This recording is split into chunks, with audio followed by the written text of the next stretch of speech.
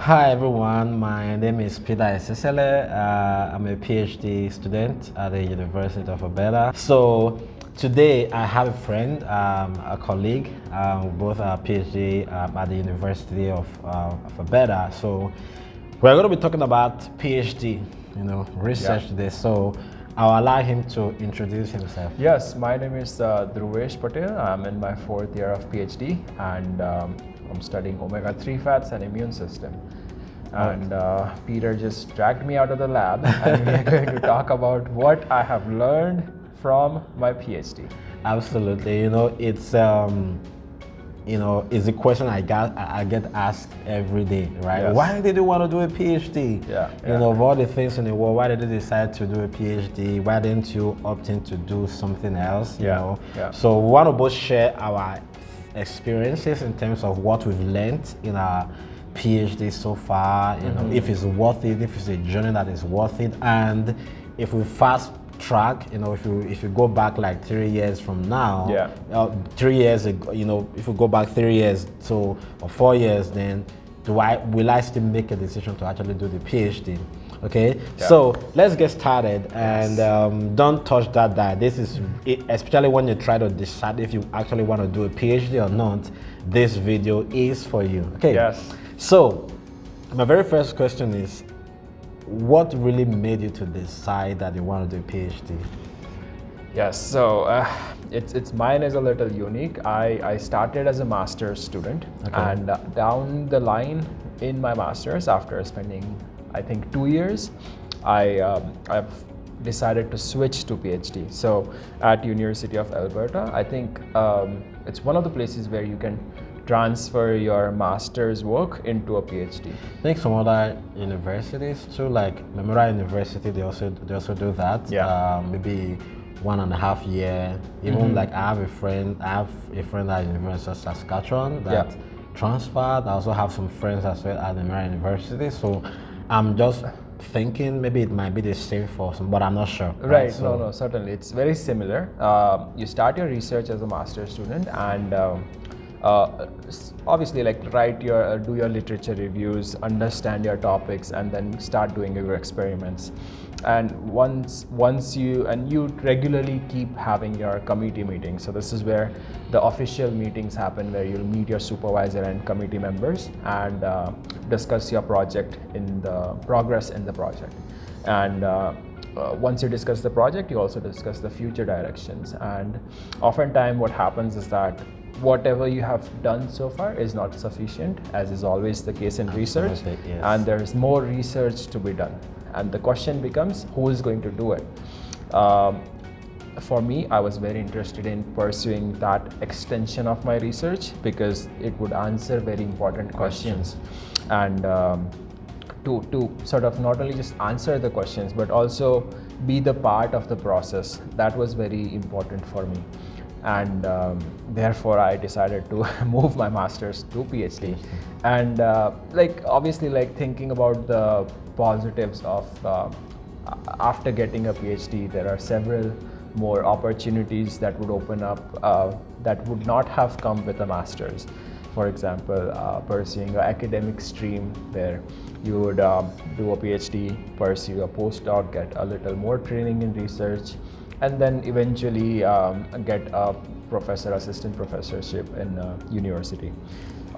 So that is one of the big stream that opens up with PhD. But along with that, what I have also known is that when you start to try to find job after your degree, it is difficult to find job. You might know this, but once you get the job in a industry or anywhere you find it, it is relatively easy to move up the ladder. Absolutely. Because you already have those qualifications to become the program lead or the director or managing some big projects. So you have the qualification. Once you gain the experience, all those doors that were closed for some master's degree would open up for you. So therefore, the added benefit of having a PhD is very important. And I'm very efficient person, at least when it comes to thinking about time. So I always take care of to accomplish as much in the shortest amount of time. Therefore, if I had already put in efforts to understand the background literature for my stream in masters, then I would carry that on in the PhD. I don't have to do that all over again. Absolutely. Therefore, I could finish my PhD or accomplish a little more research and publications in that 4 or 5 years I spent in PhD. Absolutely. I mean, that's I can relate really well with that. For me, when I was I think I was writing my thesis, and then I was thinking about life. What do I want to do? Do I want to do a PhD? Do I want to get a job? And for me, I think one of the really big driving factor is what I aim to achieve in the next 10 to 15 to 20 years. And so I kind of looked into that career path that I really wanted to pursue, and then I began to talk to people. I began to see people in that field, in that area. What kind of qualifications do they have? Right. So if you want to pursue a career in that aspect, so I want to think about what is required, right? I saw the need for that, a PhD in that area, right? And one of the things I've also learned is that sometimes you go through the PhD, the work you have, let's say you do research in cancer, or nutrition, and then you find something else in diabetes, right? So the most important thing is that you have been trained, as a person that is able to think critically. You can solve problems, you can generate, design, protocols and all that. So that is what is required to even thrive in those situations, right? So no, this point is very important. People think that I have studied in my PhD thesis about omega-3 and immune system, therefore my research knowledge would only limit me to this stream. But the skills and concepts we learn about research in PhD or even in masters can and will be transferred to other projects. And one small little example is when I'm doing a part-time job as a research assistant for some group I think it's Faculty of Medicine at UFA. And what I can see is that all the statistical analysis software, Excel, one of the most important ones, is definitely used by every stream around. So whatever the t-test I have learned and OWAS learned, it's the same in every stream. Absolutely. And research begins with a question. I have learned how to form a question for my topic. So I'm sure it's transferable and you can use the skills in any research you want to do. Absolutely. I think really thinking about those soft skills, those transferable skills, they are just amazing. For example, now, interpretation of data is everywhere.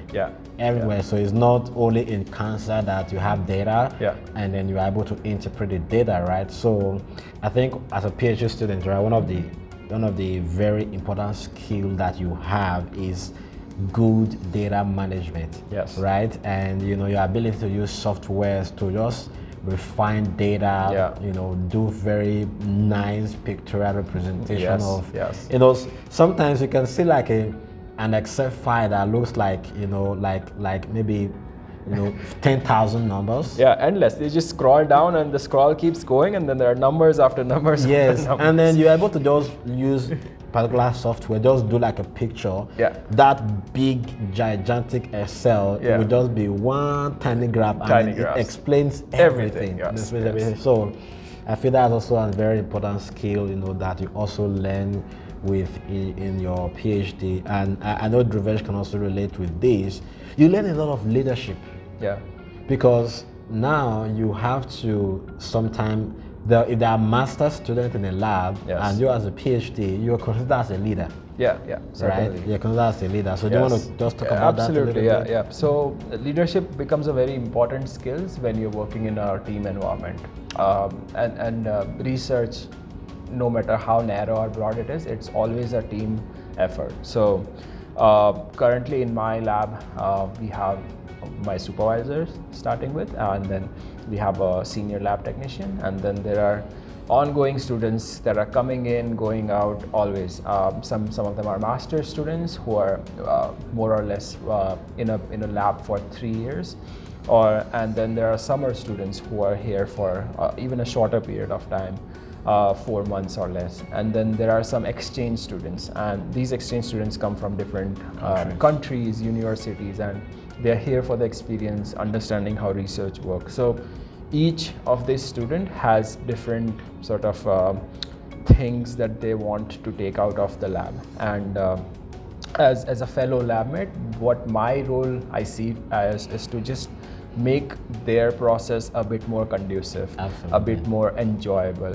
Because I'm sure if I don't teach them how to copy paste their data in a much more efficient way, they are going to learn somewhere else. But Absolutely. if it's within my reach, if it's possible for me, then I'm more than happy to teach them. Absolutely. And sometimes it's not things that are very simple. Sometimes things become complicated, and students and friends and colleagues, just like they are not looking for like a pep talk or somebody to hold their hand. What they are looking for is just to sort of lend a ear, interpret their thoughts, because everybody has unique thoughts and great thoughts. So what we want is just to just sit down, have a conversation around a topic. It could be research specific, it could be something else.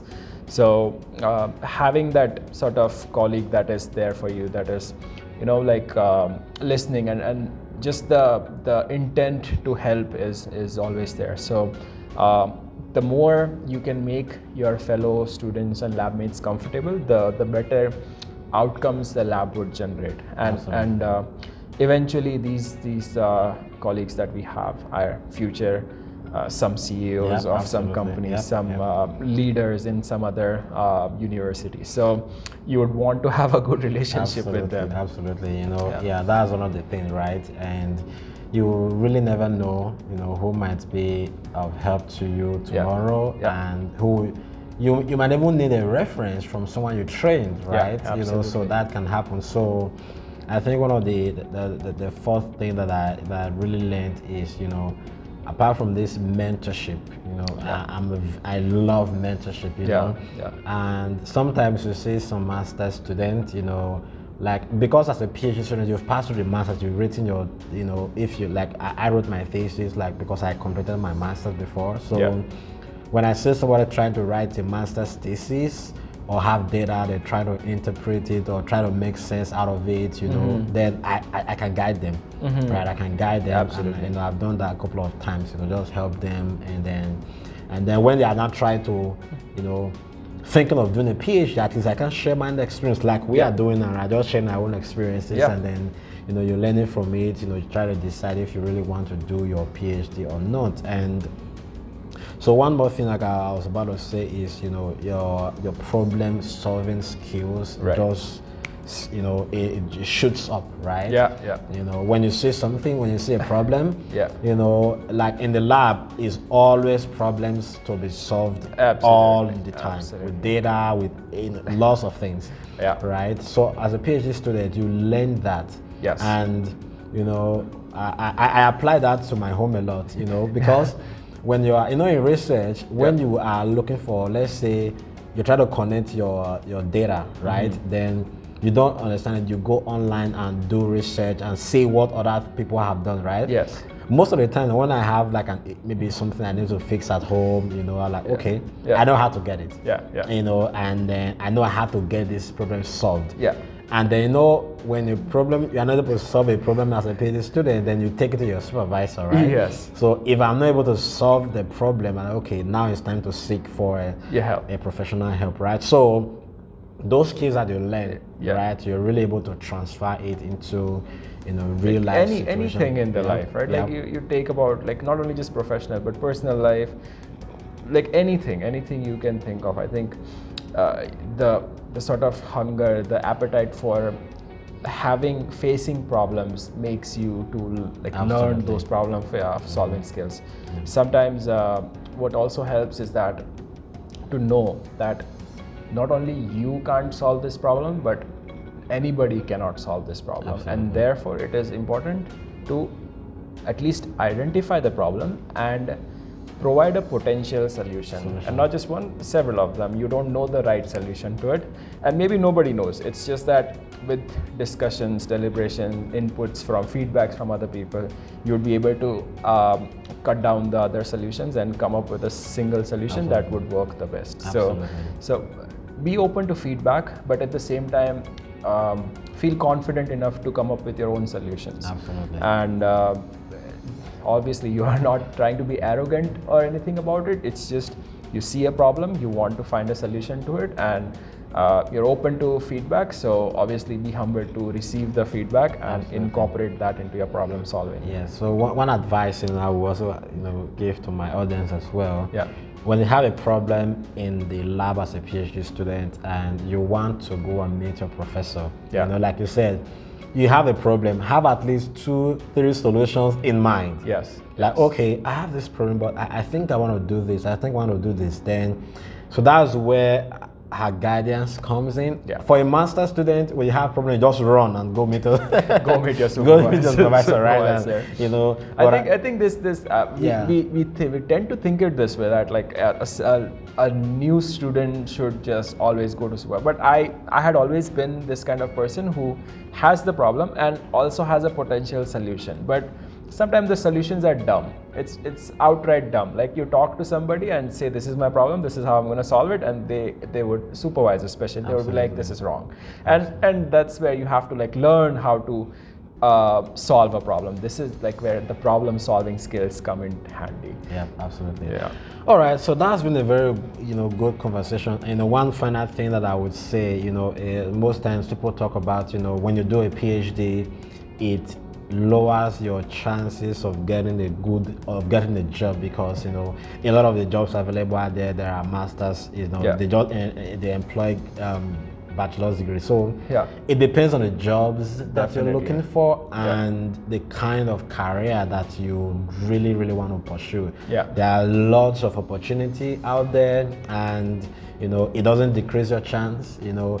For a PhD student, it's like when you're comparable to a master student with like 4 years of experience. Right. So you have to be able to package yourself, your skills, and in the process of doing your PhD, don't just be so restricted to the lab, right? There are leadership opportunities, there are community engagement, if you are able to do some certificates or some trainings online, some conferences and all that. It really broadens your scope and really gives you kind of that big perspective as well. Learn a lot of things, right, outside of because if you are just so buried in your research, you can get so bored and very frustrated, especially when data is not working. Absolutely. Right? You do an experiment for 5 times, it's not working. Yes. So at those times, what you find solace in other things, you do photography, I do YouTube, right? So sometimes when things are not working, I just pick up my videos and then I start making videos, and then I get excited, right? So find other things that you enjoy to do, some other things that you love to do.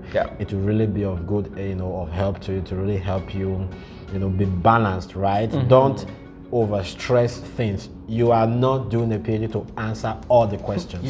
Right? So always know that you can't answer all the questions. A professor said, if you answer all the questions, we are out of research. We are out of research. So always think about the fact that when you can answer the ones you can, every other thing goes to future directions. Yes, absolutely. And I have 2 points to conclude this talk, but just to extend this point. So every question a research answers, it brings up 3 more questions. Yes, absolutely. So it's an endless process of just understanding it, irrespective of the field. Artificial intelligence, computers, whatever, engineering, human nutrition, physiology. Like it's an endless process. Research is never going to stop. But what you are answering, you should be very confident and feel accomplished in answering that. So the 2 points I want to take away is, if I had to give away from my PhD experiences, one of them is develop your interest outside of your PhD thesis, which is to just understand yourself, see what you enjoy more, and it doesn't have to be just hobbies based, but it has to be could be related to, for example, I really enjoy mentoring students. I enjoy not just teaching them, but being the part of the process where they learn something new, where they walk through the process. So I like to enjoy to stand right with them and just see them develop as a really intelligent, scientific kind of thought-oriented person. So have a research or outside research interest, which will always push you towards whatever you're doing in research. And then the second is perseverance. As Peter just mentioned, like experiments, they're bound to fail. As many times as you fail is one less time that you will not succeed. So always persevere. Just keep going at what you're doing. Have faith in yourself. Right? Any person who can do it, it's you. So be perseverant. Just keep going at it, and one fine day you will find your experiments working. Absolutely. So it's worth it, if you know the rationale. Don't go into a PhD because a friend is doing it. Yes. Because when the going gets really tough, what keep you going is your motivation. It's your motivation. Why you were doing it, that really gets, you pushing like, okay, I really want to do this, I want to finish this. So think about those things, before you make your decision if you want to pursue a PhD or not. And if you finally decide to do a PhD, you've chosen, a good path, as it fits your career and your future goals and dreams and your aspiration. Don't allow people to tell you it's not worth it, it's waste of time. Think about people that have had a PhD and are doing well. Look at those people and then see their career path and see the progress they've made. Talk to them, and then, you'll be able to make further decisions about life, and then it will really help you, in finishing up your PhD, within the time allocated, and then also be, able to persevere, and also, that ability to, relate with other people along and then share your experiences, right? Absolutely. Okay, this has been a wonderful conversation. Absolutely, so I have to actually drag him out from the lab because he's a very serious student, very determined. So we have to kind of plan this, because we always, we work with time very well. So yes, you try to fit the small little things in our regular day-to-day life. Yeah, so thank you for taking that time to have this conversation. And my audience, if you're new to this channel, just do what to hit the subscribe button, and then whenever new contents are released, you'll be the first to get notification. And then if you have any questions regarding PhD, just leave a question in the comment section, and then we'll try to address your question whatever we can. Once again, thank you, Dhruvesh, and thank you. It was a pleasure talking to you. All right, thank you.